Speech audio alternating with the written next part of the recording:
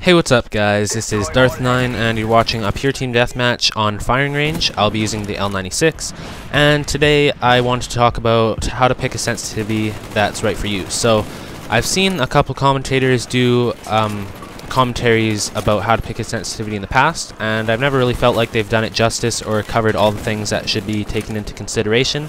So I'm going to try and inform you guys on all the different variables that go into picking a sensitivity, and I'm not going to tell you what sensitivity you should pick, but I will try and give you as much relevant information as I can so you can make a smart choice on what sensitivity to use. So before I get into that, I have to mention that I got a new wallpaper on my channel, and it was made by AOL Designs. He's a very talented graphic designer, and if you follow the link in the description to his channel, you can see some more of his work, and if you need any graphic design done, he's your guy. So now I can get into the sensitivity picking stuff. So the first thing that I have here that you should consider when picking a sensitivity is your playstyle. This is probably the most important thing to consider, and I've seen a lot of commentaries about picking a sensitivity totally forget this or not realize that this should be taken into consideration, and I think it's very important. So if you like to play a really close quarters game and you like to stay up in your enemy's face,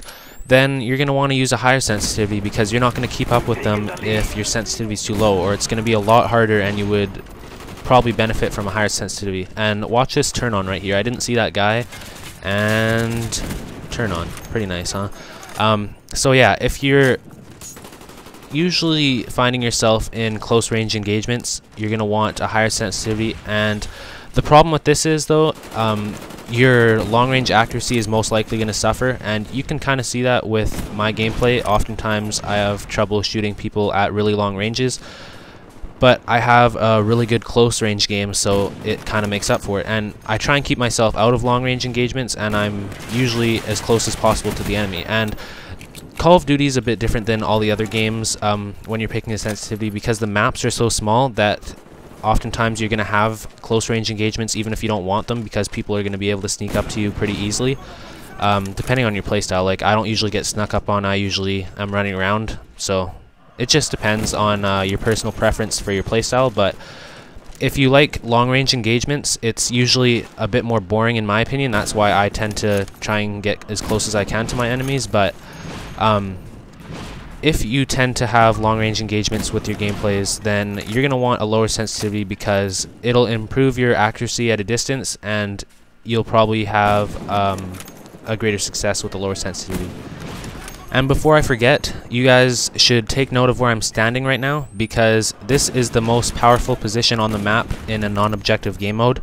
For a game mode like Domination or Demolition or something like that, this isn't that great of a spot, but when there's no objective, it's great because since the spawns are random in non-objective game modes, pretty much, or well, they're based on where your team's standing, this gives you great lines of sight all over the map. You can cover a ton of spawns at once, and if you're pretty alert, you won't have a problem getting snuck up on, as long as you keep on checking every angle that you can be approached from. So yeah, the next point I have here about picking a sensitivity might come as a surprise to a lot of people, and the point is your physical setup. So what I'm talking about is how close you sit to your TV and the size of your TV. So if you have a smaller TV, you can usually get away with running a higher sensitivity than you would if you had a bigger TV. And this might not make so much sense initially, but let me explain. So if you have a big TV and, for example, you do a 90-degree turn, and when you do a 90-degree turn, you always have to analyze your entire screen all over again, right? So if you have a big TV and you're sitting relatively close, then you're going to have to move your eyes to analyze the TV in order to spot enemies, and that greatly impairs your awareness, because oftentimes you won't be able to see where your enemies are if you can't analyze them in time, then you're dead.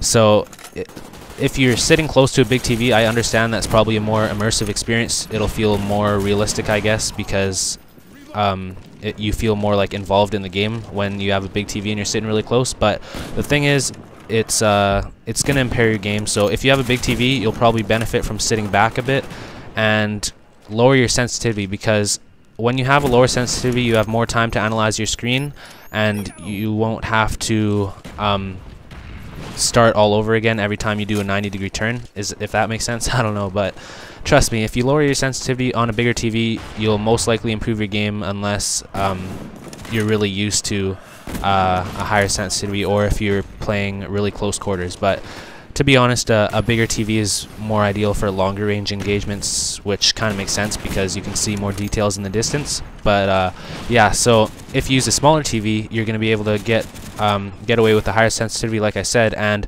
you can also sit relatively close so you can see the details alright. And people who play competitive Call of Duty or MLG, anything basically, anybody who plays competitive video games, they usually play on a smaller TV, and they usually play on computer monitors actually, which are adapted for Xboxes to be plugged in. Well, actually the most competitive gaming is done on PC, but for people who play competitive Xbox, they play on monitors, so they're usually around 22 inches, I think. I'm not exactly sure. But anyways, the next point I have here for picking a sensitivity is that when you're running a really low sensitivity and you're playing close quarters, it tends to tear up your joysticks on your controller. So if you notice that you're going through controllers really fast, or the sticks on your controller are really wobbly for some reason and they don't center properly, it's usually because you're playing with the sensitivity too low and you're playing too close quarters for your sensitivity. So if that's happening and you want your controllers to last longer, you're probably going to want to turn up your sensitivity. It's a lot easier on your controller.